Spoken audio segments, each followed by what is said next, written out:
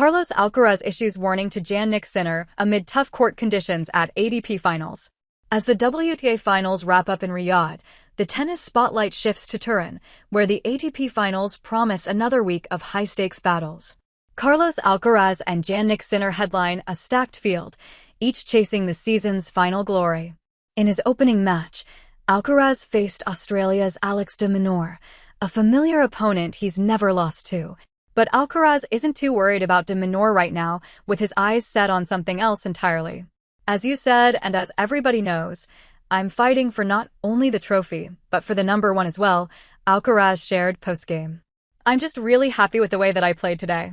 I was focused on all my goals against someone like Alex. He's really difficult to play against. I'm happy to get my first win and excited for what's next. Well, Alcaraz had every right to be satisfied. He came in with a healthy 4-0 head-to-head over de Minaur, which has now been stretched to a dominant 5-0.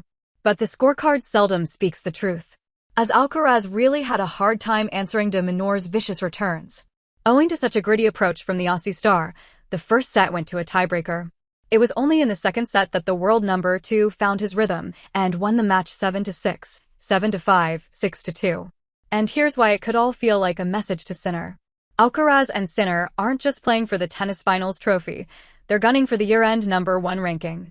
According to the latest figures, Sinner holds the edge in the official rankings, but Alcaraz is creeping up fast in the live race to Turin. He entered the tournament leading the PI-sponsored live race to Turin by 1,050 points and some sweet permutations. If he wins his 3 round-robin matches or reaches the final with even one group win, he can guarantee year-end number 1 regardless of what Sinner does. Meanwhile, Sinner must deliver a spotless performance, win his group, win the semis and final, and hope Alcaraz slips up. The win over de Minaur gave Alcaraz a solid start, but Turin presents more than just high-stakes opponents. The surface itself is proving to be a test. Conditions at the ATP Finals have often sparked debate, and this year is no different.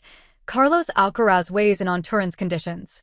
After landing in Italy, Alcaraz wasted no time getting familiar with the Paula Alpitour court, even hitting with Jannik Sinner during practice. Speaking to Marca, he was asked to compare the court in Turin to the one in Paris. It depends on what we're talking about: the stadium, the atmosphere on the track speed, Alcaraz said. I think Paris and Turin are quite similar, perhaps one is slower than the other, but that's within the normal range. Both are very beautiful. He then addressed his earlier struggles in Paris, particularly his surprising defeat to Cameron Norrie, explaining how the speed of the surface had caught him off guard. My understanding of indoor tennis is that the courts are very fast, he said. So when a court is slower than usual, it feels strange. It was a bit slower than normal, but it was a speed I liked and that suited my style. The problem is that I didn't adapt properly in that match. Those reflections show just how even the most minor differences in pace or bounce can decide a set or even a tournament. And Alcaraz knows he cannot afford a slow start here. His overall indoor record remains his weakest: 14 losses in 45 matches and just one title on this surface at the Rotterdam Open earlier this year. He's yet to make a real mark in Turin, exiting in the group stage last season and peaking at the semi-finals in 2023. That makes this run more than a chance for redemption. If he's to end the year as world number 1, he'll need to solve the indoor puzzle once and for all.